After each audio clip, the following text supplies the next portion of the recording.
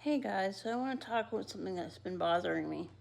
Like, since I started my job 5 months ago till now, I still haven't made any friends there, and I feel like everybody else there is good friends and they get along, and like I'm just not part of that, and I feel really left out, and it's stressing me out, and I just feel like sometimes, like when I was using and I was in active addiction, that I at least I had friends, and that I just don't understand why I'm not able to make friends now.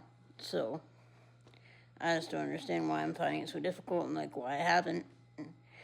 I just feel like when I was in addiction, that's the only time I really actually had friends.